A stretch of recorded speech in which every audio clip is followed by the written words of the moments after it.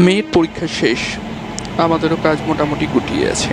হাতে 2 দিন ছুটি, রবিবার নিয়ে 3 দিন, আর 2টো ছুটি নিয়ে বেরিয়ে পড়েছিলাম সিল্ক রুটের উদ্দেশ্যে।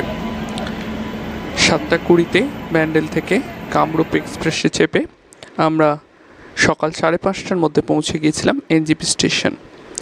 এনজিপি স্টেশন থেকে রওনা দিয়েছিলাম সিলারিগাঁওয়ের উদ্দেশ্যে। আমাদের 4 নাইটস 5 ডেজের সিল্ক রুট প্ল্যান।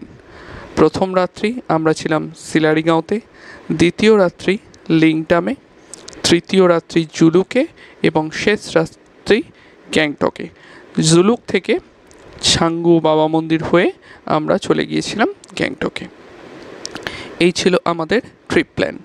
সেই মতো এনজিপি স্টেশন থেকে বেরিয়ে রাস্তায় একবার ব্রেকফাস্ট সেরে নিয়ে সকাল 10:30টার মধ্যে আমরা পৌঁছে গিয়েছিলাম সিলারিগাঁও। সিলারিগাঁওতে আমাদের সেদিনকার স্টে ছিল হোমস্টে মাউন্টেন ভিউ। হোমস্টেতে আমরা 11টার মধ্যে চেক ইন করে একটু বেরিয়ে পড়েছিলাম গ্রামটা ঘুরতে, এবং গ্রামের সবচেয়ে আকর্ষণীয় সাইট সিইং স্পট ছিল একটা 3 কিলোমিটার মোটামুটি ট্রেক করে পৌঁছানো একটি ভিউ পয়েন্ট। তো আমরা সেদিনকে লাঞ্চের টাইম হয়ে যাওয়ার জন্য ভিউ পয়েন্ট সম্পূর্ণ না গিয়ে হোমস্টেতে ফিরে চলে আসি।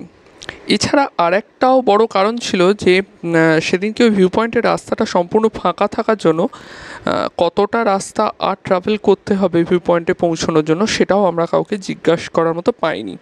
তাই ফিরে চলে আসি এবং বেরিয়ে পড়ি গ্রামটা ঘুরতে। অপূর্ব সুন্দর গ্রামটা এনজয় করে আমরা হোমস্টেতে ফিরে এসে স্ন্যাক্স এবং ডিনার শেষ করে সেই দিনটা শেষ করি। তার পরের দিন সকালবেলা আমি বেরিয়ে পড়ি একাই ওই ভিউ পয়েন্টের উদ্দেশ্যে। এই রাস্তায় এত পাখির কলতান এবং জঙ্গলের নিস্তব্ধতা সব মিলিয়ে একটা অপূর্ব পরিবেশ সৃষ্টি হয়। তারপর পৌঁছে ভিউ পয়েন্টে 360 ডিগ্রি ভিউ নিই, কিন্তু দুঃখের বিষয় হচ্ছে মেঘে ঢাকা থাকার জন্য কোনো ভিউই পাওয়া যায় না। ফিরে এসে ব্রেকফাস্ট শেষ করে আমরা বেরিয়ে পড়ি আমাদের পরবর্তী ডেস্টিনেশন লিংটামের উদ্দেশ্যে। আজ এই পর্যন্ত। পরবর্তী ভিডিওতে বলবো সিলারিগাঁওয়ের পাখিদের গল্প। ধন্যবাদ।